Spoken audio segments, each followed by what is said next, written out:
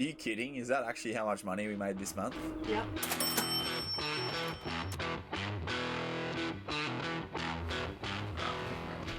Alright, g'day guys, hope you've been well. Today we're going to be making a video on exactly how much we make off YouTube and taking a little bit of a look into what it actually takes to make YouTube episodes. Also, we're going to be taking a look at some other ways you can make money whilst living on the road, and the idea of this video is to inspire others and hopefully educate and help others to get out on the road, pretty much live a lifestyle that you could only dream of. So we are so lucky to do what we do, and we can't thank you guys enough. And we are in the very fortunate position where we can share a few things that we've learned along the way we tackle day-to-day life and running. And things we wish we knew before we started. Yeah, oh, that's a big one, yeah. So you guys sort of don't make the same mistakes we did. So we've put a bit of a poll out on YouTube just asking you guys how much money you think that we make off YouTube per month. And the results are just crazy. Like, I was expecting a few people to get the right ones, which they did, but a vast majority of a lot of people didn't actually know at all how much we make on YouTube. It just means that there's no education, no one really sort of has been told this stuff before, so hopefully we can tell you guys. And what we're talking about is hard hitting and it is very personal, and that's probably why there's not much information, because no one really likes to talk about how much money they make. But we're hoping to be fully transparent with you guys, and I'm actually physically going to show you the computer screen that tells you how much YouTube pays us this month. So the first thing we're going to actually talk about today is budget, and Sarah's made quite a comprehensive sheet about our budget. It's not comprehensive, that's okay. We have made videos like this before, but obviously that was a long time ago. So as we progress, you will see, like, you know, maybe one of these a year. So that's why we're doing another one of these videos, because things do change while you're on the road. Yeah. And just the other day we were watching a video where we were complaining about Gib River Road fuel prices, which was $2.05. That was in 2021. And now it's like standard for it to be like $2.30. Plus, so yeah, and that's in suburbia. Things change quickly. Yeah. So our main costs on the road have been fuel, obviously, groceries, accommodation, eating out, experiences, repairs and maintenance, and then our phone and internet bills. At the moment, the price of diesel is sitting at $2 to $2.30. So we're spending around $200 to $300 a fortnight, so around $150 a week, depending on what we do.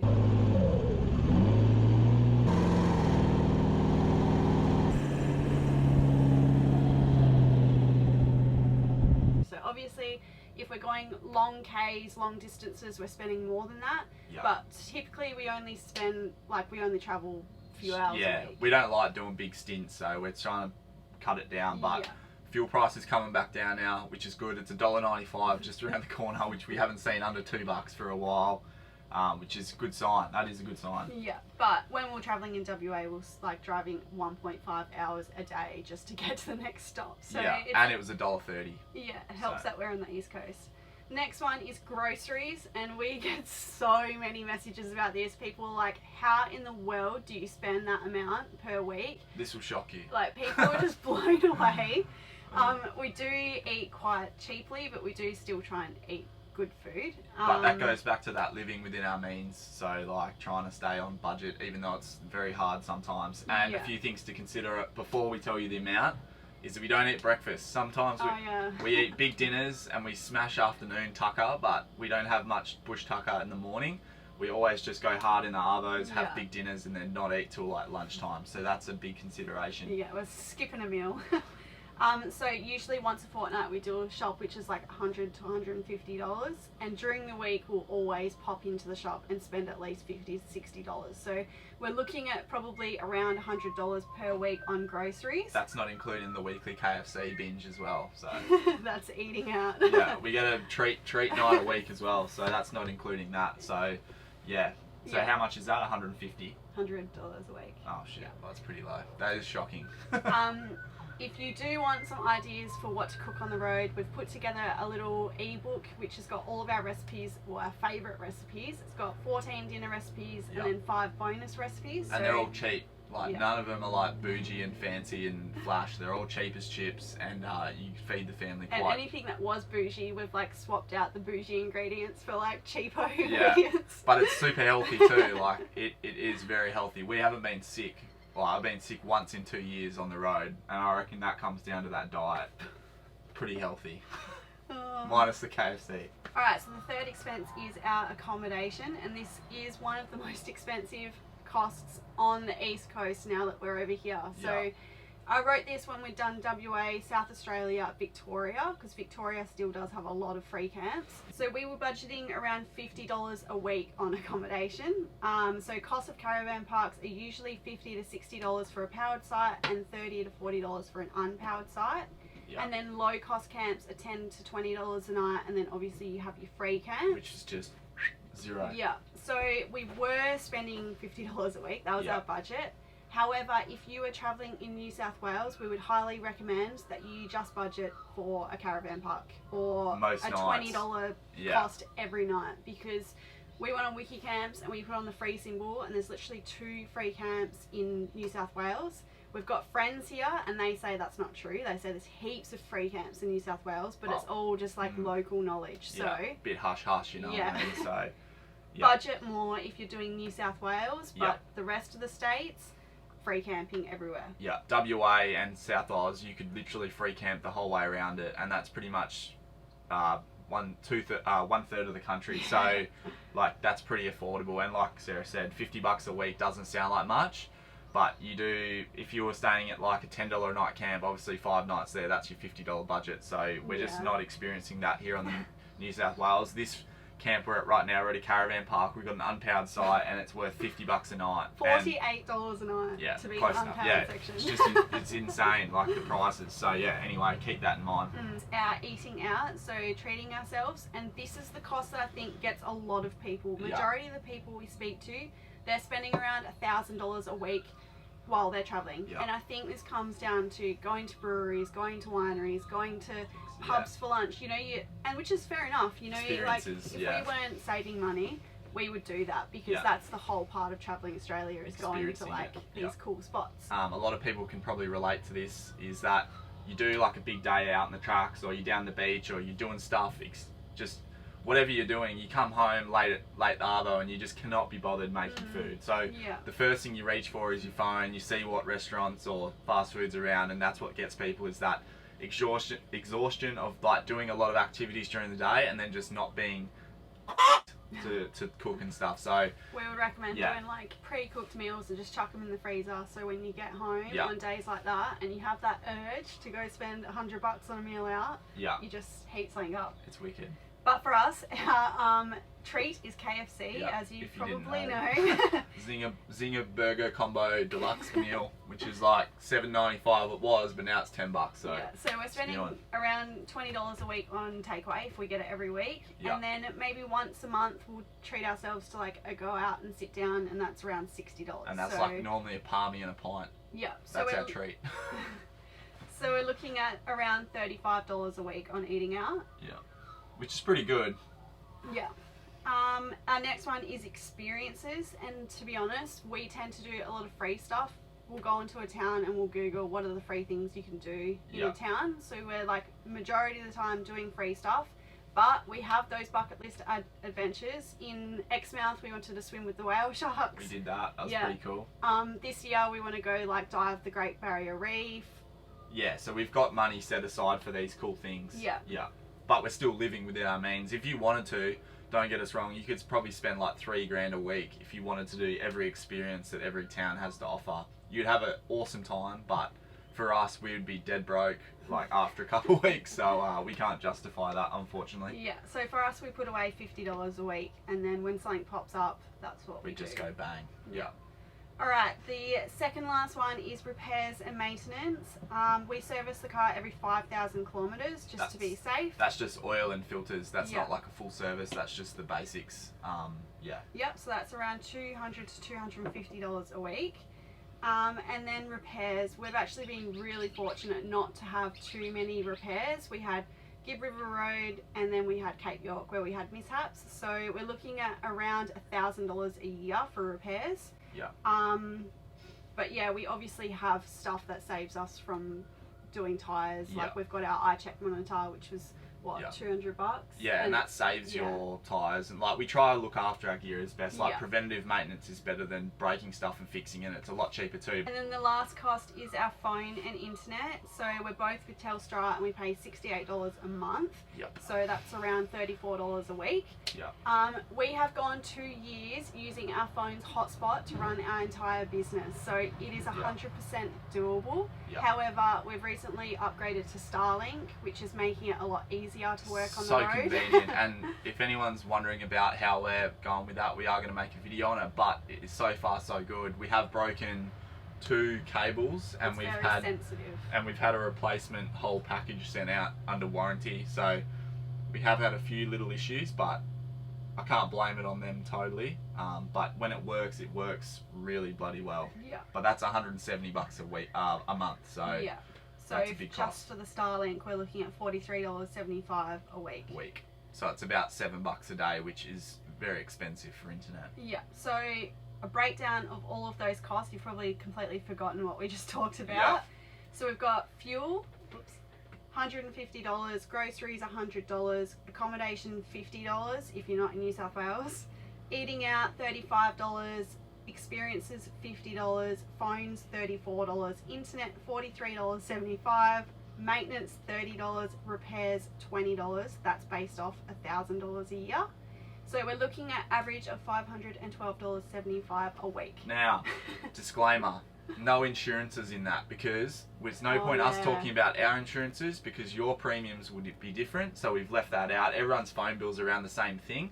Yeah. So we've sort of left in the ones that are very much so relatable, but everything that's not relatable, like insurances, alcohol bills too. Different blokes drink different amounts of Keelan piss. drinks, I don't drink. Yeah, so and everyone's different in that regard too. So I spend probably about $50 every 2 weeks on a carton of beer. So that's another expense on top. Plus, we're in New South Wales, like Sarah said, so our budget has changed. So we're probably looking at around $600 to $650 a week now that we're in New South Wales. And our tip would be with insurances and stuff. We've got our car insurance and our caravan insurance. And we just pay that yearly because you get it every year. You know when it's coming. You just pay the whole lot, and then for the rest of the time that you're traveling, you don't have that like burden. And usually you save a bit of money. And a really good tip too when you hit the road is make sure you get all your notifications when your license, rego, etc. runs out via email, SMS or email, because we learnt the hard way. We actually were driving around in the Prado. Hopefully there's no cops listening, but we were driving around the Prado before we sold it unregistered because we never got our notifications to renew our registration. And we just went into the Department of Transport in WA. It was So literally just in time. He was like, if you guys had have gone any longer, you would have had to put it over the pit. And you pay your registration. Yeah. So before we move on to the next topic, if you do want this all in writing, head over to our website. This blog is like one of the first blogs you'll see there, and it's budget for travelling Australia in a caravan, and it's all written down. Yeah, so that's a good one too. And it's free.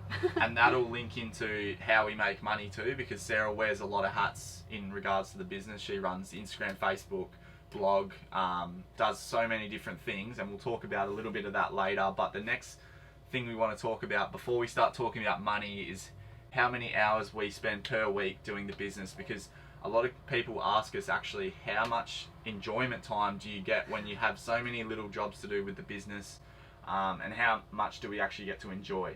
So I think that's a very warranted question, and it's quite interesting too, I think anyway. So and it's definitely something we've struggled with while doing this as a job. It's a juggle, and for people that have families and kids and stuff, like honestly, hats off to you if you can do it, because we have no idea how you can do it. We just scrape by without any dependence enough, let alone having to look after a kid. So massive props to you if you can travel with kids and stuff and make it work, because that is just amazing. But we put up another poll on YouTube, and I asked everyone how many hours per week it takes do you think to make one YouTube video, 20 minutes long, so one per week. How many hours is that? Planning, filming, editing, thumbnails, uploading, all the jazz, pretty much the whole kit and caboodle. So a lot of people have no idea according to the answers that we got.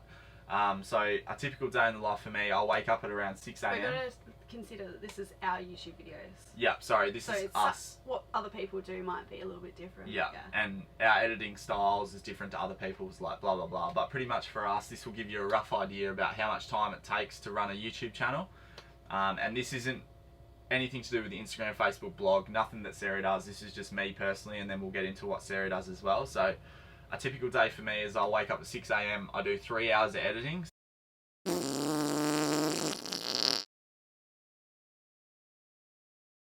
So whatever we did the day before, I sit down, I timeline it and I edit it up, because I like to stay up to date with what we're doing that day is already edited. Makes it easier for me to process in my brain. It makes the videos better for you guys. It's just the way I do it. So we normally then go out and film. If say we're in a national park and stuff, we'll spend 3 or 4 hours filming, doing cool stuff. You guys know the gist, you watch it all the time. I come home, the first thing I do is grab the SD cards, I import all the footage into the computer, into my editing software, and I just align it. So the next morning when I wake up, I've got everything there. So that's 3 hours in the morning. Then we probably spend 4 hours a day on average filming, and then I come back, spend probably 2 hours deleting things off SD cards, charging cameras for the next day, blah blah blah. To answer YouTube comments, because we do try to reply to everyone. It's something that we've committed to doing, because if you guys take the time to actually comment on our videos, we're going to take the time to actually reply to those comments, read them, hear you out. We just think there's common respect. That's not a common thing these days. A lot of YouTube channels just stop replying to comments once they get a certain size, because it literally takes hours to do. It takes so long. But we actually love hearing from you guys, and it's actually what keeps us going. That sort of feedback, comments, you guys letting us know how you're going is the human connection we need to actually know that we're talking to someone behind that screen, because right now we are literally talking to a camera in our caravan. And if we didn't get nice comments from you guys, like, there would be no point. Like, it would be like, why are we making these videos? Who are we making them for? So getting those positive comments actually makes us motivated to keep creating content. And when people say they're inspired and stuff by us, like, it's just amazing. And for us, we just see... And for people who can't travel themselves, like... for whatever situation they're in, and they're watching our videos to see Australia, like that just gives me shivers, like thinking about that. But for us, we just see the number. So say, oh, we got 1,000 views on a video, like we just see the number 1,000. We don't actually connect them numbers to humans. So for us, when we get a comment from you that resonates with us, because it's a human connection, if that makes sense. Basically, we're saying we love it, keep commenting. So yeah, that's what we love. But it does take time to answer all your comments and give your comments the time and effort they deserve, because you've put effort into us. Yeah. So that brings the tally of like a daily routine, anywhere from between 8 and 10 hours a day. That's just a normal standard day. And people can relate to this too. On the road, you don't actually remember what day it is. So quite often we're working 7 days a week, but I don't actually class the filming side as working, because we love what we do. We love getting out there and experiencing this beautiful country. We're very lucky and blessed to be able to do that. The thing that I think is working is actually sitting down at a laptop and editing. To be honest with you, I don't love doing it. But Keelan doesn't need to get out of the car, run up the road, get the driving shot. I'm pretty lucky you get Sarah to do that all for me. But you guys get the idea. The filming side is just beautiful. It's a bit of fun. Yeah, we love it, and we love having fun. But the editing side, you sort of got to strap in, get yourself locked in, you know, head down, bum up situation where you just... I don't know if you guys can hear that squeaking in the background. It's a freaking possum or something. Do you want to take them through a little bit what you do and how you make this whole thing run? Yeah, so the main one for us is our Instagram. That sort of like goes hand in hand with the YouTube. And I probably spend around replying to like messages and comments. It's probably... Plus posting and editing photos, videos, making reels, all that stuff. To that bit yet. But yeah, you know what I mean. Like, you do so much. Like, so it's probably at least, including the editing and stuff, maybe like 3 hours a day. Like Keelan said, we don't leave anyone on red. So every message we get, we try and get back to. We do our best anyway. Yeah. So yeah, it's probably around 2 hours replying to comments and messages and jazz like that, and then maybe an hour of editing, and then you spend a little bit of time on there making sure you're supporting other creators and engaging with others, and then finding places to go. So it is a whole thing. The blog, I probably spend around... We're doing weekly blogs, written blogs, but it was just too much. So we've gone to fortnightly, or just whenever we can get them out. And I'm probably spending around 2 to 3 hours per blog, or 4 hours sometimes, depending on what it is. So you can see how quickly the time adds up, and that's not even Facebook either. Like Sarah does similar stuff on Facebook. TikTok, like all the different socials. Yeah. And then replying to emails from people, and Yeah. we've also got like our accounting and stuff. Like we try and do most of it ourselves, so that when it comes to each bus, we don't have to pay a massive accounting bill. Because accounting is expensive. We Yeah. found that out the hard way. If someone's doing your books for you, you could easily spend, you know, $500, $600 just on bookkeeping, and that's not even including like the tax lodgements and the business activity statements. That like none of that. So you can spend so much. So that's probably taking at least like 2 to 3 hours a week as well, keeping on top of all that stuff. And you've had to learn that too, because you're a school teacher, not an accountant. Yeah. You know, so yeah, it's pretty cool. It was very, very, very frustrating to try and learn all that stuff myself, and it was hard. But once you get the hang of it, it does save you a lot of money. That goes back to that living within your means. Like, yeah, try not to spend much money if you're trying to save, obviously. Yeah. But if you're not trying to save, it probably won't matter. But we're trying to save. There was times where I was like, nah, screw this, Keelan, we're paying the tax accountants to do this for us. Just mind-numbingly boring stuff. But yeah, the idea of this video is to give you an insight into this as best we can, and obviously try help others and prepare you guys. So if you did want to attack something similar to what we do, this is the sort of effort that it takes, like give or take, you know what I mean? Yeah. Everyone's different.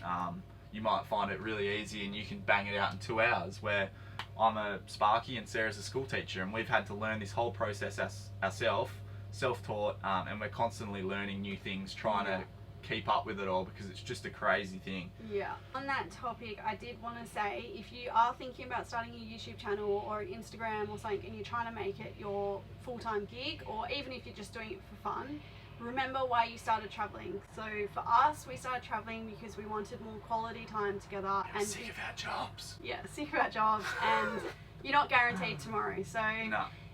we always try and remind ourselves that, like, if we find ourselves locking ourselves in the caravan, working for days on end, filming, and we're not actually... Because that does happen too. Yeah. Like we've, in our busy times, this is a good point actually, we've actually spent days in a dark freaking caravan on our laptops for 12 hours a day, both of us, trying to keep up with different content for different companies. People have like seen us in a caravan park, they're like, yeah, I wanted to come say hello, but yeah, you just had the whole caravan shut up. Yeah. We're like, yeah, we're working. And the only time we'd go out is just to like look outside. Like literally, there's weeks that it is like that. So yeah, it is. And it gets hard, but we do try and remind ourselves like why we're doing this, and if we're sitting inside working the entire time, like what is the point? So yeah, it's getting that happy like medium, balance. Sometimes if we were just filming every day, we'd just get grouchy at each other because we're like, what are we doing? What are we doing? Like, we're not even looking at what we're doing. We're going to a place, we're filming it, and then we're walking off, you know? So you've got to enjoy it. You've got to get that balance. Spoken about budget, first and foremost, how much money is outgoing. We've spoken about how much time we put into the business. Now let's talk about the different avenues and revenue stream that keeps this bloody steam train rolling, because it is an expensive lifestyle, and we would have run out of money now if we weren't making some money back with what we do on YouTube. So let's talk about that, and then we'll show you guys how much money YouTube paid us this month. Alright, so the first thing we'll talk about is how we started this whole thing. So Keelan is an electrician. As you can see, Smart boy. special. I'm a high school teacher, so we both decided that we wanted to travel and quit our jobs, but we knew that we wanted to have enough money behind us to support ourselves for a whole year and a half without working. Yeah, we didn't want to work. Yeah, and we wanted to own our car and caravan outright. So no loans. Yeah. So we saved up enough to first buy our caravan, which is like a massive investment for us. It was crazy. And then we paid for the, didn't we have 20 grand each? I think so, yeah. Yeah, sorry. Yeah. Keelan, the Prado was Keelan's, so we took Keelan's car, took one for the team. We paid for our caravan 50-50, and then we both saved up around 20k each. So we had 40k in the bank just for spending. Plus no loans. That's a very important part. And no house or kids or anything. And we started it for fun. So we originally started this whole thing so mum and dad can watch us. It sounds real cliche because you've probably heard it before. Like, we just wanted that that diary to show our kids. Well, maybe if we're able to have kids one day, hopefully. But yeah, we wanted that visual diary so we could show them. You know, so that's why we started. And even now, looking back on the videos, like we do sometimes watch a video back and we're like, oh my god, look what we've done. Like, you almost forget what you've done until you go back and watch it. So it's just insane. Yeah. So at that stage, we're doing YouTube and Instagram as a hobby only, and we weren't making any money. We started making like $50 a week on YouTube, and we're like, holy crap, yes! Yeah, we were frothing out. Like, we were like, oh, I'm going to bed and I'm making $2 while I'm sleeping. This is amazing. Oh, it was insane. Bless our soul. Now, it's been around a year and a half in May. That's true. End of April is going to be 2 years on the road. Yeah. So now it's gone from doing it as a hobby to we're actually serious about this, and this is our full-time job. We now describe ourselves as self-employed, not just like we own our own business. We got an ABN. That means you own your own business. We're directors. Don't you guys know that? We're the directors of our company. Yeah, we're CEOs. Our main and most consistent income is our YouTube. So no matter what we do, we always know that weekly we're going to release a YouTube video. Yeah. And we know that monthly we're going to get paid by YouTube. It goes up and down, like we'll it show fluctuates. You this. We'll show you that. But we know that every month we get paid by YouTube. So that's our most consistent. Why do you have trouble with that word? You're a school teacher. Income. Yeah. Yeah, I used to do that in front of the kids too. So YouTube pays us based on views. So if you don't get many views, if your videos aren't doing as good on the platform, YouTube won't pay you as much. So, and everyone gets paid per 1,000 views in different ways. So there's a thing called RPM, so that's runs per mile. Pretty much how much YouTube will pay us per 1,000 views will be different to every other YouTube creator on planet Earth. It pretty much comes down to how susceptible your videos are for the ads that they want to put over it. And you guys watch ads, and that's how we get paid. So we try our best, and I click automatic ads on our videos, right? YouTube wants to put 6 ads in our video. I always cut at least 3 of those out. So if it's a 20-minute video, we cut out half the ads. Make a lot more money if we left them 6 ads in, but we'd rather you guys enjoy our videos and not constantly skipping ads, because ads suck. It's annoying. If it was up to me, I would put no ads in our videos, but then we wouldn't get any money at all, and we physically need to put fuel in the car. So I try my best there, guys.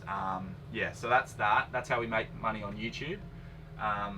There's brand deals and all sorts of stuff that we'll cover in a minute, but that's our main, most regular and reliable source of income. Yeah, so our next one is sponsorships. So basically this is a company looking at your content on either YouTube, Instagram, Facebook, TikTok, and they're like, I really love what you guys are doing, and we want you guys to promote our company or our product. Yeah. So for example, this cup. This cup. We're not actually sponsored by this cup. Yeah, I bought that from Cotton On for $5. This is an example. Yeah, so they've approached us and they said, hey guys, we really love your content and we want you guys to post about our cups. So we'll go on their page, look at what they've got. Usually we'll get them to send the product out to us, trial it and see if it's any good. Pause, because that's a very important point. We never promote anything on this channel that we just pull out of a box and we're like, oh, look how amazing this freaking cup is. We haven't used it. How are you meant to know that this cup's any good? How are we physically going to keep our integrity and promote it to you guys if we don't even know if it's any good? A lot of YouTubers do that, and it's our biggest pet peeve, like with social media marketing, is people that promote stuff that they don't test, they don't 100% believe in, and they don't believe in it enough for their mum and dads and their nana and da and their family members to have themselves. Like, that's how much we believe in the products we promote, is because if our we don't, family members all have them. Yeah, if we don't believe in them, we don't promote them. Simple as that. We're not chasing checks like a lot of people out there. It really pisses me off. Like, it honestly does. But anyway, continue on. The reason it pisses you off is because people like then just assume that all YouTubers do the same. But anyway, they put you in the same boat saying, oh, you're trying to sell me. Like, no, we're not trying to sell you stuff. Some of the stuff that we mention in our videos, I actually reckon 90% of the stuff we mention in our videos, we're not making any money off at all. We just think it's a great product, and you could benefit from owning that product, and we're sharing our experience on it. We don't care if you buy it or not. A lot of people think that, and it's just a fallacy. Alright, so like we were saying, we're very selective about what we choose. On Instagram, usually a company will want you to do like one reel or a post or some stories, and they'll pay you X amount of money to promote the cup. We don't tend to take too much stuff on Instagram because usually it is just like random products that don't really make sense. Like, you will find us doing a lot of alcohol adverts. We do like alcohol. Yeah, because like it is an easy one to, and it's very organic. Like, and it tastes good. We like it. We like the alcohol. Yeah. Or it's more more girly stuff. So yeah, on YouTube, we actually haven't done many sponsorships. We've done a few, but mainly it's for affiliate marketing, which is stuff that we've been using for like a long period of time, and now we're confident enough to give you guys a discount code. Yeah, for example, iTech World, like we put their stuff in our cart. We took a risk because we didn't know what their stuff was like, and we put it in our Prado and in our first caravan 2 years ago, and we haven't had one single issue. So that's the sort of example of us testing it over that long period of time, taking that product down some really crappy tracks. But we didn't get paid to do No, that. no. So we iTech World doesn't give us money to say this product is good. We grab their product, we test it, we say, all right, hasn't broken yet, it's ticking all the boxes, it says what it reckons it can do, it does. Okay, now we're happy to promote it to you guys. Hey guys, this product is a good product. We think that you can benefit from it if you did want to buy it. So no pressure. If you don't want to buy it, then don't worry. Just keep scrolling. It's fine. But if you were in the market for something like this, use our discount code, because that's a way you can support us. You guys are buying a good product, so you're going to benefit from the product. You're going to save money as well, and it's going to keep us on the road for longer. So it's a win-win-win-win situation, and that's sort of the way we run our affiliate marketing things. Yeah. Alright, so the next one is photography. So for us, we are amateur photographers, so Very we're not amateur. selling our photos for much.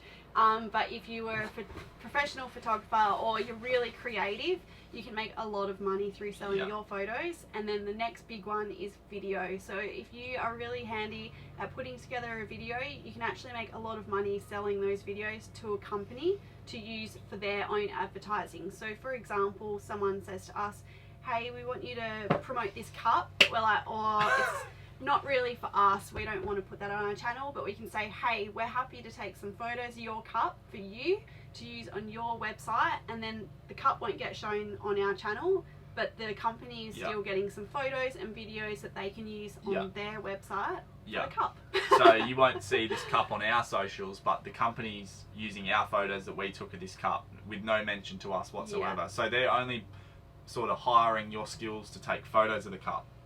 And there's a few different apps for these types of collaborations. One that you use is Tribe, isn't it? That's for sponsorships. Yep. So you're probably thinking, how do we pick these affiliates, these sponsorships, these just any job pretty much? Yeah, Sarah has a few apps. If you're looking at promoting stuff on your social media channel, Tribe, Vamp, they're two apps that I use.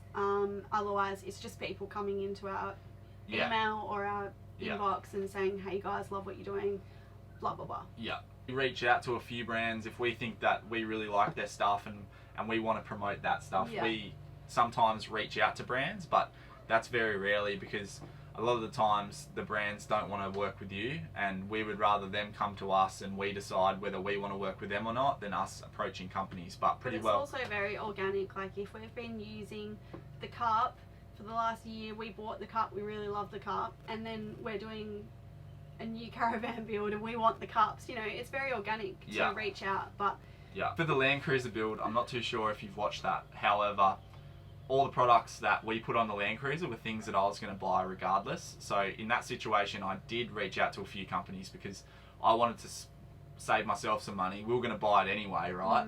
So that's a situation where I did reach out to some companies and they were like, sure, great idea, we love your videos, whatever, we're happy to give you a slight discount on a product, blah blah some blah. of the stuff we got like a 10-20% discount on the product, so we did save money through having this channel, which is amazing. However, we did pay for a lot of stuff. That wasn't the case for everything, but yeah, we saved a few $1,000s here and there. Give everyone the same amount of airtime, because if we believe in that product, regardless if they pay us or not, we're going to mention them because we like their product, we believe in it.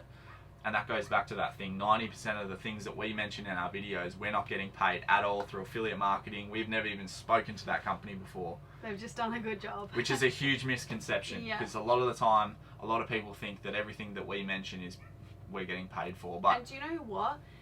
I had this issue with some lady the other day. She was saying we got paid for some, we mentioned like a winery we went to, and she's like, oh, you're getting paid for this? And we 100% weren't. No.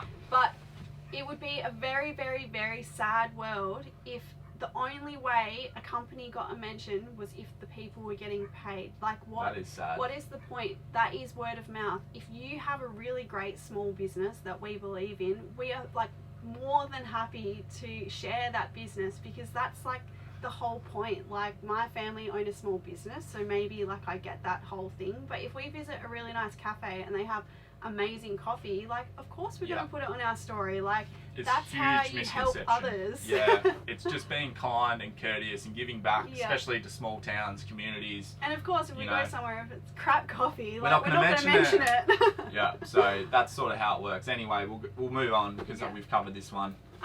So the very last one is merchandise, and this is something that we have not delved into, as you wear Overland Travellers merch. Yeah, this is Overland Travellers merch. I don't even wear my own merch. I think I don't wear my own merch because, like, I don't want to look like a narcissist. Like, I love my own stuff that much. You know what I mean? Like, I don't feel good in my own stuff. Like, I'd rather wear someone else's stuff. Yeah, but we do have shirts and stuff. So if you want to buy a shirt and stuff, head over to our website, and there's heaps of shirts and stuff on the website and stuff.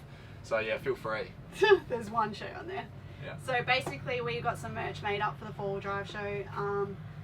Yeah, it's just one which we shirt. don't promote. We got like 100 of them made. We've still got a few left, so please take them off our hands. And then we just got stickers and stubby holders. They're cheap, so $5 for a stubby holder, $5 for a sticker, $35 for a shirt, which is dead cheap these days. You can't get a shirt for under $50, for God's sake. So they're good quality too. We've spent big bucks, and we're making them as cheap as we can so we can sell it like you guys want to buy them, because we don't want to rip you off. So we're not going to sell you some overpriced stuff. It's as low as we can go. I think we're making like $5 or $6 a shirt, and that literally covers the cost of us packaging it and then driving to Ozpost to post it to you. So yeah, feel free, and we've got all sorts of sizes. So there's our little merch plug for the video. But yeah, we don't really dive into it much. We don't make much money from that. There is people who do that. Do we want to talk about other ways to make money on the road? Yeah, so there's some quick ones, like the obvious ones. Like, if you don't want to do the whole social media stuff, if you want to make money on the road, it's probably the easiest way to make money on the road. Just freaking walk down to the local shopping centre, and there's like promotion boards and like boards that literally say for jobs like, I need someone to move my couch, $50. You know, like station work, be a ringer, learn some skills, fruit picking. Yeah, fruit picking's everywhere. Wineries. It's just so many jobs. Camp host. People are screaming everywhere in Australia, so don't be scared. If you got no money and you want to go travelling, just do it. One piece of advice would be have a lump sum behind you, and then go out and try and find work along the way, because there is so much work out there, and it's easier to make more money that way than it is to do what we're doing. The amount of caravan washing machines that I've been asked to fix as a spark here, but yeah, you can just get work everywhere, you know. I hope you guys have actually enjoyed some of this stuff. The video's not over yet. We're going to talk about the money side, which I'm sure you're all waiting for. We need to talk about how we can afford this setup too, the setup, and we're so young. A lot of people say, oh, you must have won lotto and stuff. No, we've worked freaking hard to get what we've got, and we're bloody proud too. So we don't like people saying, oh, you got lucky and stuff, because we don't feel like we have. It's not luck. We've put in bulk hours to this, and to be fair, we actually put in more hours to what we're doing now than what we were doing previously. So our biggest piece of advice for you guys is, if you want to start something like this, do it for the love. Don't do it for the money, because you won't last. The money's not there. Like, straight up, especially, you don't get paid at all. No. So if we're only seeing results like after a year and a bit. It's definitely doable. We definitely recommend everyone out there having a crack. If this video is 100% intended for people that are interested in it, we're trying to inform people first and foremost what it takes. And also inspire others, and we 100% encourage you guys to have a crack. If you guys want to start a YouTube, don't listen to the people that are telling you not to do it. Just bloody do it, because you never know, and if you don't do it, you will always think what if. Never live with a what if. That's always what we... And make sure you make your channel around something that you are passionate about. So if you're passionate about dance, cooking, make sure cups. Cups.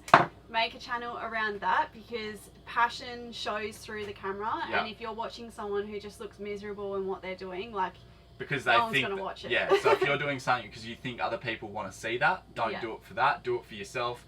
Do it because you love it. And like, for example, sailing the Vagabond. Neither of us sail. We're not boating people at all, but we watch them, like, and we love it. So yeah, we have no idea what they're talking about, rigging and freaking ropes and code DSAT. Like, we have no idea, but we like watching it because their passion is reflected through their videos, and we hope that it's the same through ours. Sarah said something very good when the mic was off, but she said that if you go for a year, I'll let you take it away. Oh yeah, So I was just saying, if you've worked really, really hard and you're going for your year of travel and you've saved up X amount of money and you've only got that set year, just be really aware of how much effort does go into making a YouTube channel, because I would hate for someone to spend half the time of their travel trying to make it on YouTube and then feeling like they've wasted their family holiday, because a year of travel really does just fly by. Slips away, you know. Time flies because you're having fun. But so that's the main thing, and that's why we are informing you guys about the time it takes. And you don't want to cut down on quality time with each other or your kids to try and make it on YouTube. I don't know, just be aware. Make your decision, but you know now the time it takes. Flip open my laptop here and I'm going to actually show you guys the back end of our YouTube channel and show you exactly how much money we make, how much money we've made. And right now we're sitting at 42,000 subscribers, and we're posting once a week. Alright, let's do it. Let's show you. Alright, laptop's here. Let's flip it open. Let's have a look. So, pretty well. I'm just going to... Don't look at my password. Hacked into the mainframe. Let's go into YouTube Studio. So this is the back end. I can see all the demographic. This is quite interesting too. I can see who's viewing our videos from different countries. That's pretty interesting. The age demographic, male, female split. If you view it on an Apple iPhone, a Samsung, a freaking TV, whatever, I can see what you viewed the video on. So it's pretty cool. But yeah, we've got our channel here. Let's go into our analytics. I'm going to show you the overview. So pretty well, this is going to give you the split, show you how many views we've had over the past month. As you can see here, we've had 257,000 views in the last 28 days. 66.4 thousand hours of watch time. So that's how many hours collectively you've spent on our videos. We've gained 1.3 thousand subscribers, which is awesome. Thank you so much for doing that. And if you have enjoyed today's video, smash that red button. And our estimated revenue for this month is $3,774. So that's in the last 28 days. That's how much YouTube has paid us. And like I said before, that comes back to the views. So if you don't get many views, you won't get as paid as much. So yeah, I think that's quite a good result. If we smash back to 90 days, so this is the stats from the past 90 days, we've had just under 1 million views. So 859,000 views, which is awesome. Thank you guys. We've had 255,000 hours of watch time. We've gained 4.4 thousand subscribers, and we've made a total of $11,374, but that's over a 90-day period, so 3 months. Alright, so as you can see there, guys, we do make a little bit of money off YouTube. Going back to them hours, I reckon if I divided this amount of money by the amount of hours we spend per week, which is probably collectively around 100 hours per week, so 50 hours each per week doing what we do. Yeah, I haven't done the split on that. I will do it in the video. I'll put it up on the screen now, but it will give us our hourly rate. So pretty well, if you're starting YouTube for the money, you're doing it for the wrong reasons, because it's just simply not there. It is keeping us on the road, but if you wanted to chase money, I'd suggest just staying in your day job. It's way more reliable income. You know you're going to get paid weekly, where YouTube, if no one wants to view your videos, you just don't get paid. So it's never guaranteed, if that makes sense. There's no security in the YouTube. However, ironically, it is our most secure form of income. So that shows you what we do. Getting paid is never a guarantee. And yeah, if you're chasing the money, definitely don't start a YouTube. Start it for the love. Start it for wanting to help people, inspire others, and all the right reasons, and you'll do a lot better. So we are very proud to say that. And thank you guys so much for supporting us, following us, allowing us to do what we do. It is bloody amazing, and we can't thank you enough. So if you have enjoyed today's video, make sure you give us a like and hit that red subscribe button. The subscribe button is what helps us out a lot, guys. So if you like this content and how transparent we're being, smash that subscribe button. Alright, we just want to reiterate the fact that we couldn't have done any of this without you guys. You guys are the driving force behind what we do, so we can't thank you guys enough. We've been doing a lot of giveaways lately, and that's purely because we want to give back, and we almost feel bad because you give so much to us without even knowing. So if we can give you some free stuff and you can win some free stuff, that's just all we can sort of do to thank you guys in a way. So yeah, if you do want to join some of the giveaways, make sure you watch our weekly videos. We're trying to keep it going as long as we can. We're messaging all these different companies saying, give us free stuff to give away to our followers. So yeah, that's a bit awkward, but But yeah, hopefully you guys have got something out of this video. You've learnt something. Even if you're not even interested in making a YouTube, now at least you know some of the insights into it. Have a crack if you want to do it. What have you got to lose? Nothing. Like, honestly, it's just time. Yeah, that's right. Well, so just time. time's the most valuable thing in the world. But anyway. If you'd like to watch one of our other financial videos, click the video up here and you'll be able to see just how far we've come in the past year. Yo! Thanks.